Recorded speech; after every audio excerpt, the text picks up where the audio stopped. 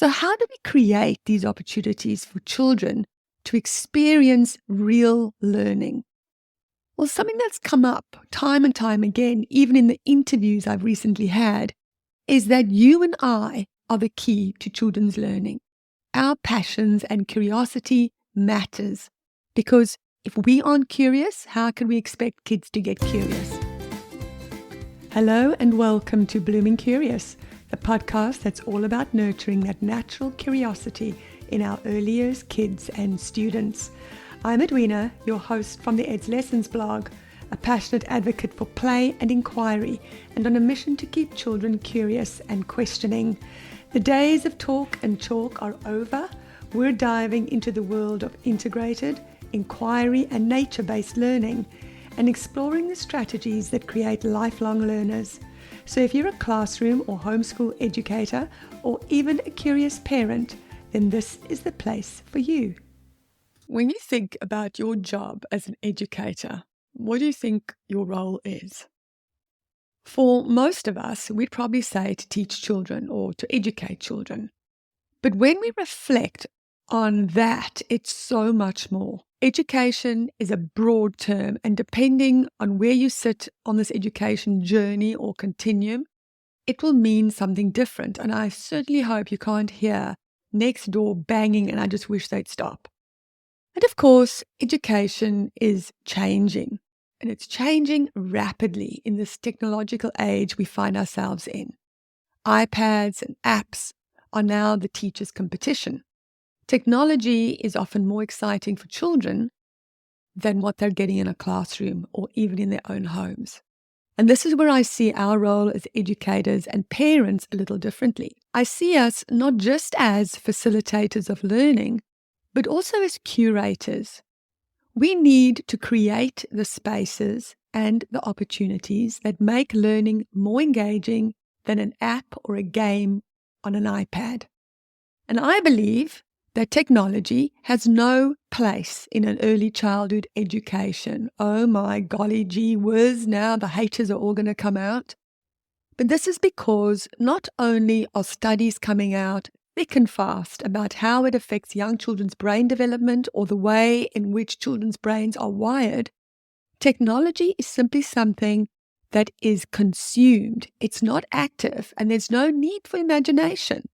Now, I know some of you will say that's rubbish. Well, I can tell you this, and I know many educators who have been in a classroom for many years will attest to the fact that children's behavior, their focus, and their language acquisition have deteriorated in line with access to technology. And I know I have said it before, and perhaps it isn't so much the technology itself, but rather the quality of the technology and the time spent on it that may be the problem. But either way, technology is addictive, and I believe does more harm than good to young children's developing brains.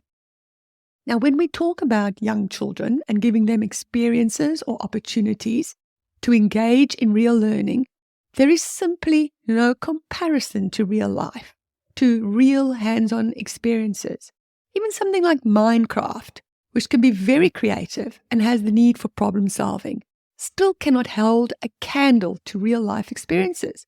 When you're mixing something, whether it be cake batter or cement, you need to have a feel for the consistency to know whether you're on the right track or not.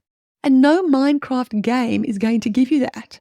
Feeding chickens in a game and feeding chickens in real life are two very different experiences. So how do we create these opportunities for children to experience real learning? Well, something that's come up time and time again, even in the interviews I've recently had, is that you and I are the key to children's learning. Our passions and curiosity matters, because if we aren't curious, how can we expect kids to get curious? Because curiosity and passion for learning are contagious. So it starts with us watching and listening, asking questions, encouraging kids to share their ideas with each other, and curating spaces that provoke curiosity. In episodes 11 and 12, I spoke about creating inspiring indoor and outdoor environments. So perhaps after this episode, go and listen to those if you haven't already. I also created a free checklist for setting up an inspiring indoor space, which you can get at resources.edslessons.com, Inspiring Space Checklist. I'll put it in the show notes for you.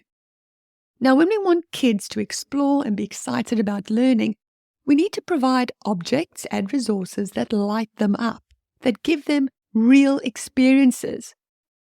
If you just have a boring outdoor space and there's just grass, how can you make that exciting? Or you have an attractive outdoor area that's been beautifully designed, but now what? What opportunities are there for kids to engage with that environment?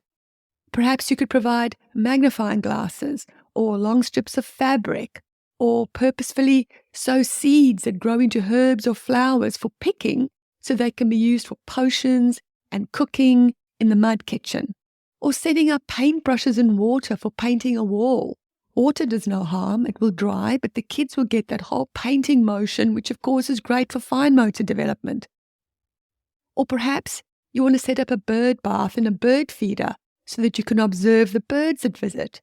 I've done this with my own students, and they just absolutely loved looking out for the birds and identifying which bird it was that was visiting. You could even have a bird poster somewhere and then create a graph where each time a bird visits, you add a counter or a pebble, and so you create maths experiences that collect data about the types of birds that visit your garden. The same goes for our indoor spaces. Think about art galleries and museums. They are beautifully and attractively curated. They're not crammed with stuff or just stuff that's randomly shoved in because you've got no place at home for it anymore. And that's exactly why there are gallery and museum curators whose job it is to find ways to arrange and display objects in a way that are not only attractive, but in ways that invite exploration and wonder. And that's our job, to be curators, to ask ourselves why we place certain objects or resources out for children, and what are they going to gain from them.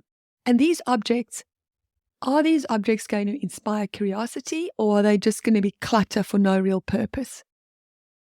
The way we organize materials and even the types of materials we have in our learning spaces need to invite kids to experiment, to investigate, to explore, to create and imagine.